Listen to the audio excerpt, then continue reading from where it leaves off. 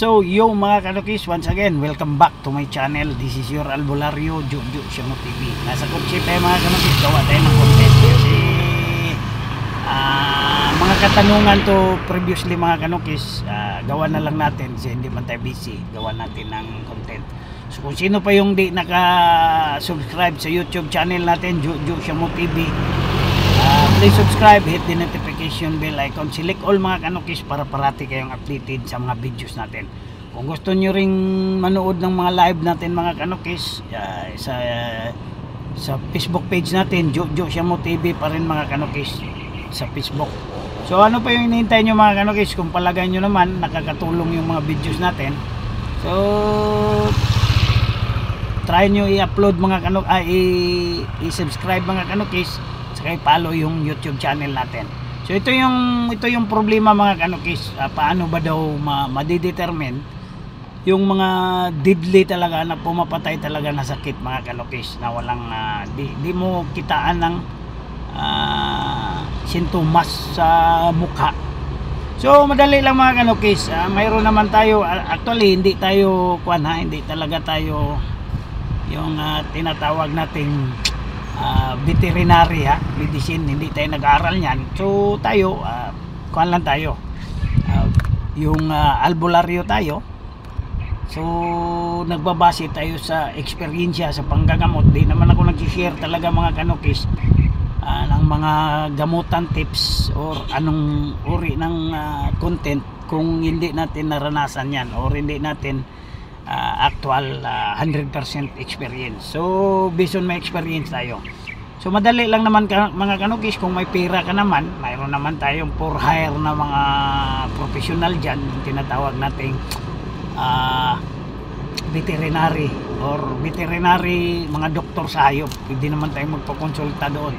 Pero kung hindi nyo naman kaya, pwede naman natin yan tirahin mga kanukis. Ang mga basic kasi or yung mga common na sakit na talagang pumapatay, doon mo na lang di mo madidetermine kasi walang sipon, walang halak, di mo talaga madidetermine. So ang panggagamot kasi mga kanukis, makukuha natin yan 100% successful yan kung tama rin yung diagnostic natin sa sakit. So ibig sabihin, pag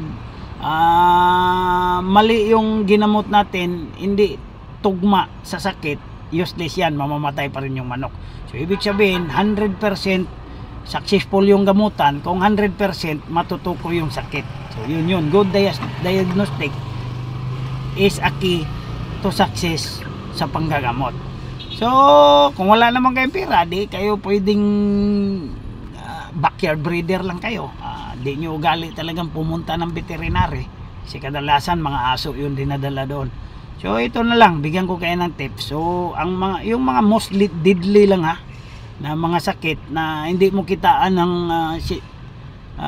masyadong yung mga sintomas, kasi yung sintomas nila mga kanukis nagkakalapit lang. So kung titingnan mo yung mukha nila, tingnan mo yung linalabas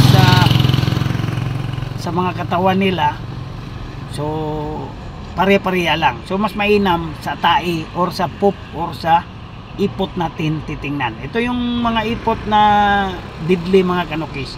So kung nakitaan nyo yung manok ninyo ng ganitong ipot, ito green, na may puti kaunti, majority 80% green, na medyo green talaga siya, na tulad nito, malaria yan. So malaria, so madali lang gamutin yan mga kanukis, malaria. So base sa experience natin, madali lang gamutin yan. May mga available naman na gamot doon sa mga content natin sa YouTube natin, nandoon yan, malaria, ang gamot tayo. Ang number 2 mga kanukis, pag ganito kulay, agaw puti, 40% green at saka may puti, fowl cholera yan. So fowl cholera mga kanukis, deadly din yan. So yung malaria at saka fowl cholera, pag titingnan mo sa katawan nila, pag tinamaan yan, the same lang yung mga sinyalis, tulad ng yung tatayo yung balahibo, di ba? Ganon. yung namimilay, hindi kumakain, hindi natutunawan. So mahirapan tayo pag sa ipot kasi mas lamang yung puti kaysa sa green. So Paul Cholera yan. So nandun na rin yan sa video natin mga kanukis, paano gamutin yan. So tingnan nyo lang doon, may gamutan na tayo. Ang dalas mga kanukis, deadly din. Makikita mo na lang, patay na yung mga sisiyo mo, mga manok mo, is yung itong kulay na to, brown or brown na may dugo. So ang tawag dyan sa sakit na yan, coccidiosis. Actually madali din namang gamutin to. Nandun na rin yung video, coccidiosis. Paano gamutin yung video, tingnan nyo lang paano manggamot ng coccidiosis. So ang coccidiosis kasi mga kanukis, that is kuan yan, dito yan sa intestinal lining, nabubuhay. So parasite yan. So kinakain nyo yung mga lining ng tinae, kaya dumudugo at saka magkakaroon ng bleeding, kaya namamatay yung manok natin. Actually madali lang yung gamuting mga sakit na yan mga kanukis. Just tingnan nyo lang doon sa mga previous videos natin, nandoon na yan. Diba? Ulitin natin, malaria, may gamot din tayo dyan, may gamutan tayo. Paul Cholera, ganun din, at saka coccidiosis. Yan yung tatlong nalalaman ko based on my experience na talagang pumapatay, na di natin yung sintomas nila the same. So di natin talaga ma-determine.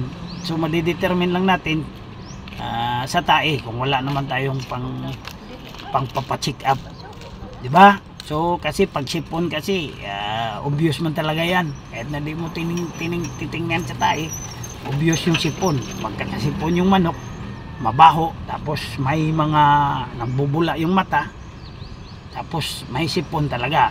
So pag kuraysa din, makikita natin na mamaga yung mata, nagluluha. So madaling ma-determine talaga sila. So no worry about chronic respiratory disease or yung mga sipon. Yun. Okay mga kanugis, sana nagustuhan nyo yung topic natin. Oh yeah.